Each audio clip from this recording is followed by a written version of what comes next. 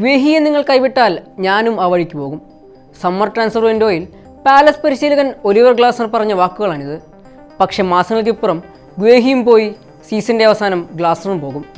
Palace ആരാധകർക്ക് ഇതൊരു ദുരന്ത വാർത്ത തന്നെയാണ്. പക്ഷേ ലണ്ടനിൽ നിന്ന് 400 കിലോമീറ്റർ അപ്പുറത്ത് ഇംഗ്ലണ്ടിൻ്റെ വടക്ക് പടിഞ്ഞാറൻ ഭാഗത്ത് അതിൻ്റെ അലിയൊലികൾ കേൾക്കാം.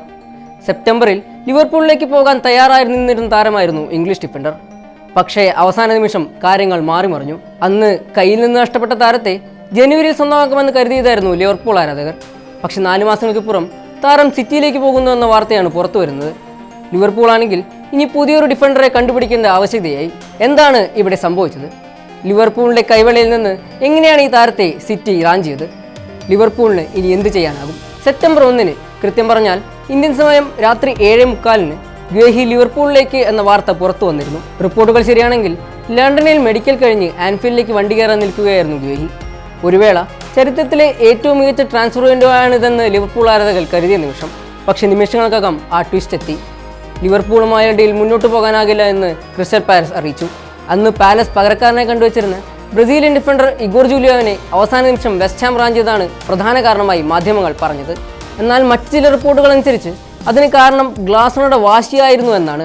ഗ്വേഹിയെ വിറ്റാൽ താനും ക്ലബ്ബ് വിടുമെന്ന് ഗ്ലാസ്നർ എന്ന് പറഞ്ഞു അത്രേ. എന്തൊക്കെ പറഞ്ഞാലും ഇനിയിപ്പോൾ മാൻ സിറ്റി ഗ്ലാസ്നറിനോട് നന്ദി പറയണം. ഡിസംബർ അവസാനിക്കുന്നവരെ മാഞ്ചസ്റ്റർ സിറ്റിക്ക് പുതിയ ഡിഫൻഡർ എന്നൊരു ചിന്ത പോലും ഉണ്ടായിരുന്നില്ല.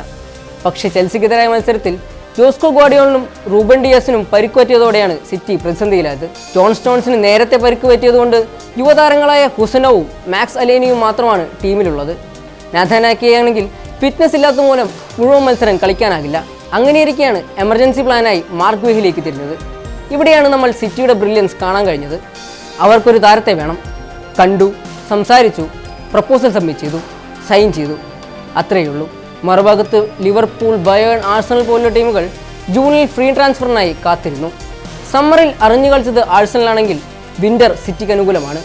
ആഴ്ചകളുടെ വ്യത്യാസത്തിൽ പ്രീമിയർ ലീഗിലെ 2 മികച്ച താരങ്ങളെയാണ് സിറ്റി സ്വന്തമാക്കിയത്. സിറ്റിയുടെ ട്രാൻസ്ഫറുകളെ പറ്റി മറ്റൊരു രസകരമായ കാര്യം കൂടിയുണ്ട്. കഴിഞ്ഞ 12 മാസങ്ങൾക്കിടയിൽ അവർ സൈൻ ചെയ്ത താരങ്ങളെ ഉപയോഗിച്ച് ഒരു ഫസ്റ്റ് 11 തന്നെ പടുത്തുയർത്താം. ഒപ്പം 3 സബ്സ്റ്റിറ്റ്യൂട്ടുകൾ കൂടി ഉണ്ടാകും.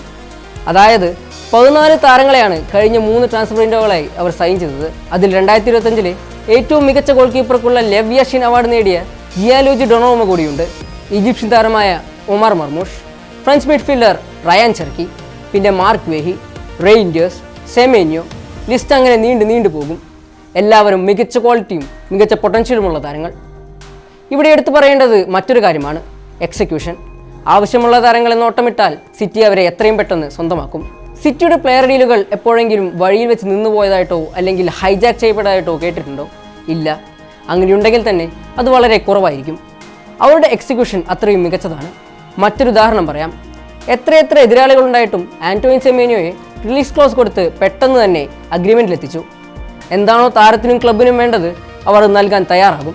സിറ്റിക്ക് അനുകൂലമായി പെപ്പ് ഫാക്ടർ കൂടി ഉണ്ടാകുമ്പോൾ എളുപ്പത്തിൽ താരങ്ങളെ ടീമിലെത്തിക്കാം. ഗ്വാർഡിയോള വിളിച്ച് നിങ്ങളെ എനിക്ക് ആവശ്യമുണ്ട് എന്ന് പറയുമ്പോൾ എങ്ങനെയാണ് നോ പറയുക അല്ലേ? ഗ്വാർഡിയോള അവിടെയുള്ളതും സിറ്റിയുടെ നിലവിലെ ഫോമും അവർക്ക് കാര്യങ്ങൾ എളുപ്പമാക്കി. മാത്രമല്ല, എന്തുകൊണ്ടാണ് ലിവർപൂൾ ഈ താരത്തിനായി ജനുവരിയിൽ രംഗത്ത് വരാതിരുന്നത്?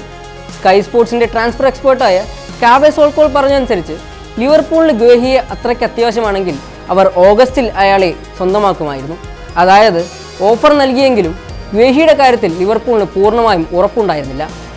കമ്മ്യൂണിറ്റി ഷീൽഡ് മത്സരത്തിനിടെ പാലസിൻ്റെ അധികൃതർ ലിവർപൂളുമായി സംസാരിച്ചു എന്നാണ് റിപ്പോർട്ടുകൾ പറയുന്നത്. ലിവർപൂൾ എന്തായാലും ഗ്വേഹിയെ കൈവിട്ടു. അതേസമയം 3 യുവ ഡിഫൻഡർമാരെ അവർ ടീമിലെത്തിച്ചിട്ടുണ്ട്. 17 വയസ്സുള്ള ഇഫാനി എൻഡുക്കെ, 18 വയസ്സുള്ള മോർട്ടാലോ ഇന്ത്യയെ. 3 പേരും ആദ്യം യൂത്ത് ടീമിനൊപ്പം ചേരും. പക്ഷേ ഈ വർഷം ലിവർപൂൾ നേരിട്ട പ്രധാന ഡിഫൻസീവ് പ്രശ്നങ്ങൾക്ക് ഇതല്ല ഉത്തരം. ബോൺമത്തിൻ്റെ അർജന്റീൻ ഡിഫൻഡർ മാർക്കോ സെനേസിയാണ് പുതിയ റിപ്പോർട്ടുകൾ ഇടം പിടിച്ച പേര്.